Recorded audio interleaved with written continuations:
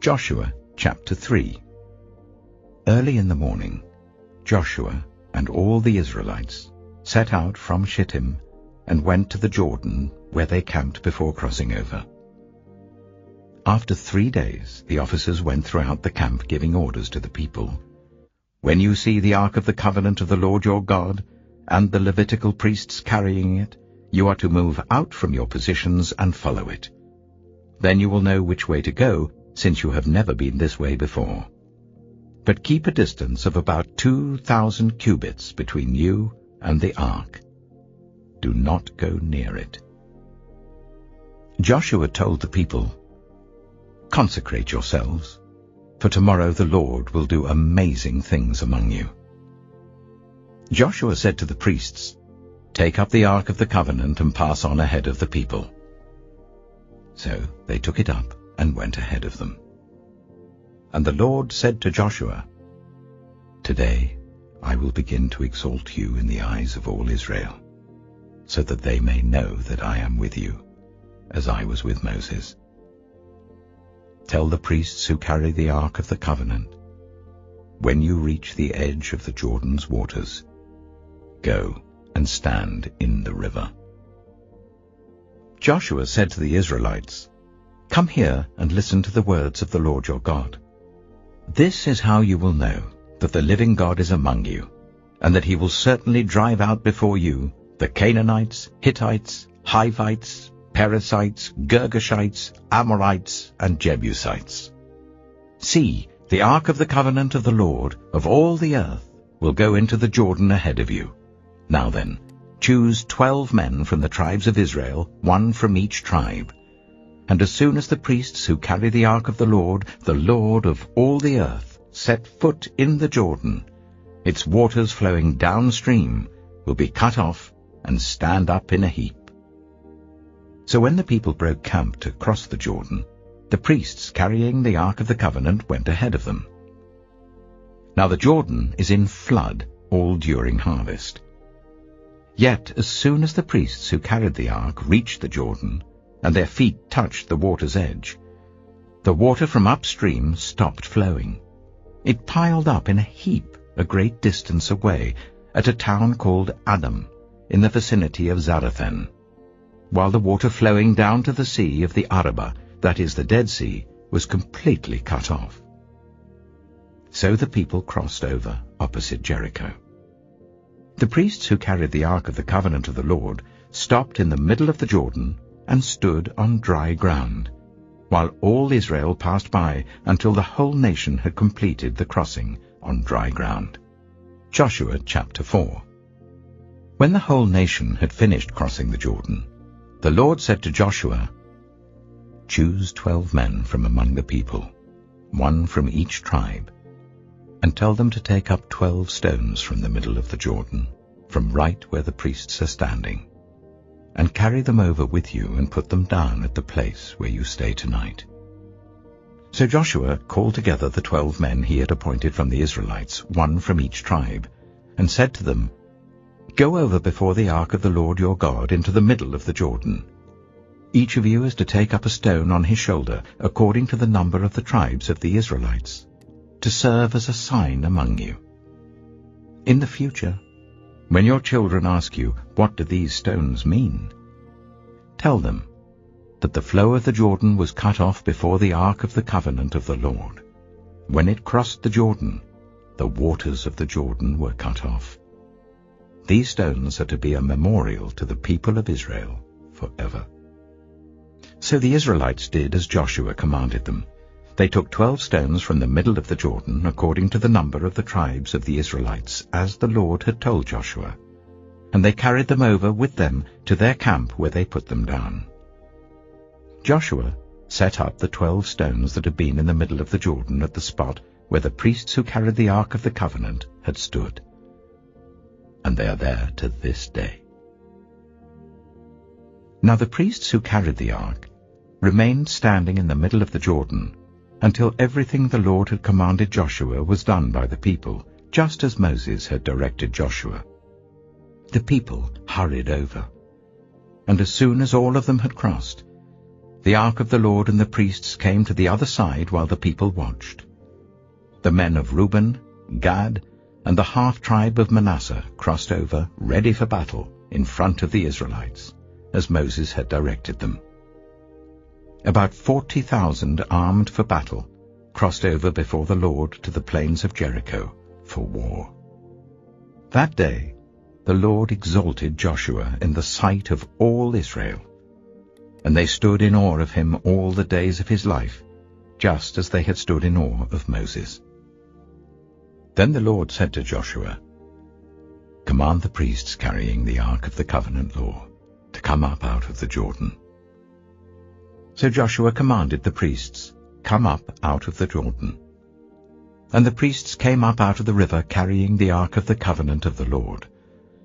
No sooner had they set their feet on the dry ground than the waters of the Jordan returned to their place and ran in flood as before. On the 10th day of the first month, the people went up from the Jordan and camped to Gilgal on the eastern border of Jericho.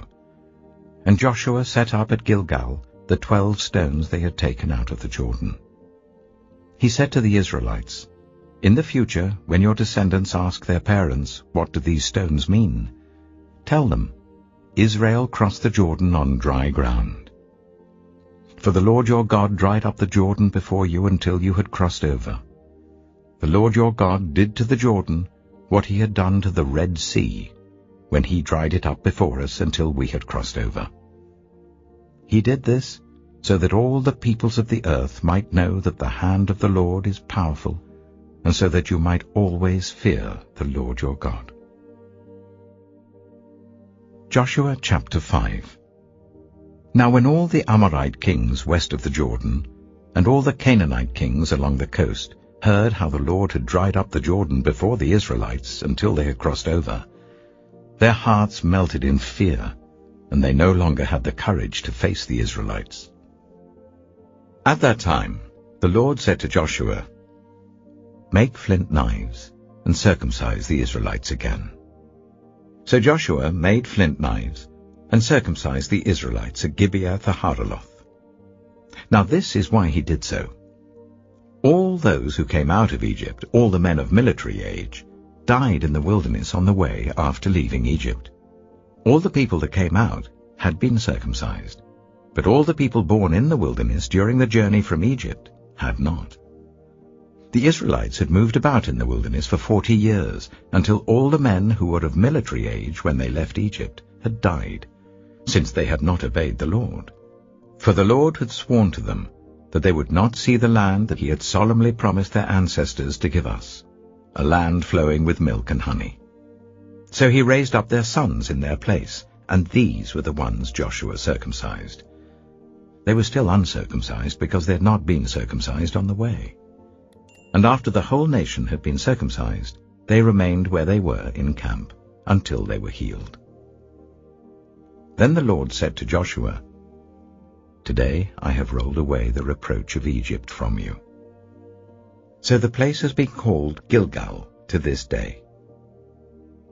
On the evening of the 14th day of the month, while camped at Gilgal on the plains of Jericho, the Israelites celebrated the Passover.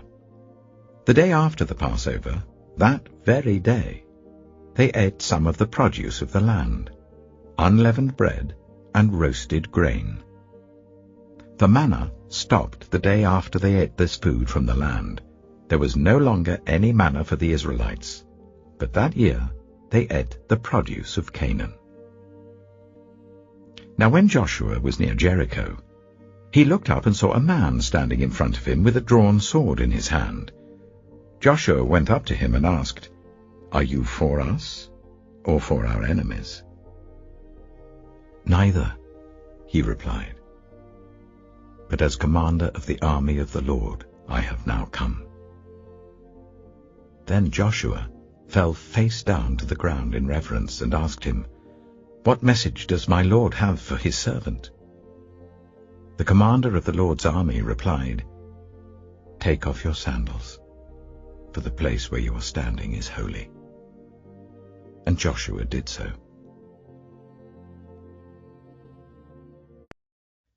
Proverbs chapter 19. Better the poor whose way of life is blameless than a fool whose lips are perverse. Desire without knowledge is not good. How much more will hasty feet miss the way? A person's own folly leads to their ruin, yet their heart rages against the Lord.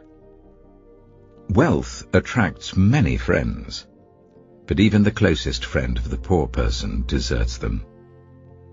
A false witness will not go unpunished, and whoever pours out lies will not go free. Many curry favor with a ruler, and everyone is the friend of one who gives gifts.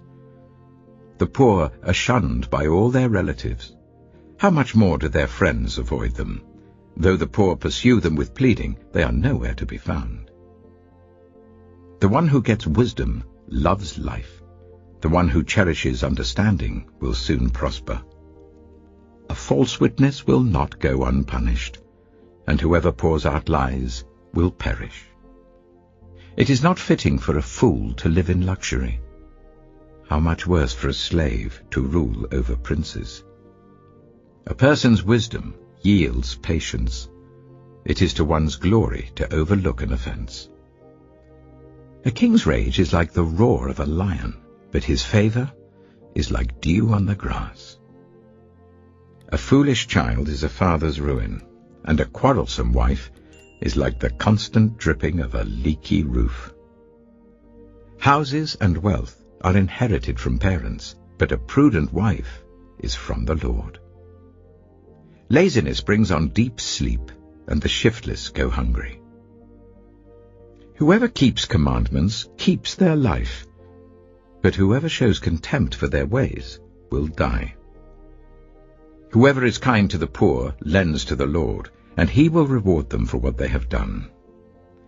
Discipline your children, for in that there is hope. Do not be a willing party to their death. A hot-tempered person must pay the penalty. Rescue them, and you will have to do it again. Listen to advice and accept discipline, and at the end you will be counted among the wise. Many are the plans in a person's heart, but it is the Lord's purpose that prevails. What a person desires is unfailing love. Better to be poor than a liar. The fear of the Lord leads to life, then one rests content, untouched by trouble. A sluggard buries his hand in the dish. He will not even bring it back to his mouth. Flog a mocker, and the simple will learn prudence. Rebuke the discerning, and they will gain knowledge. Whoever robs their father and drives out their mother is a child who brings shame and disgrace. Stop listening to instruction, my son, and you will stray from the words of knowledge. A corrupt witness mocks at justice, and the mouth of the wicked gulps down evil. Penalties are prepared for mockers, and beatings for the backs of fools.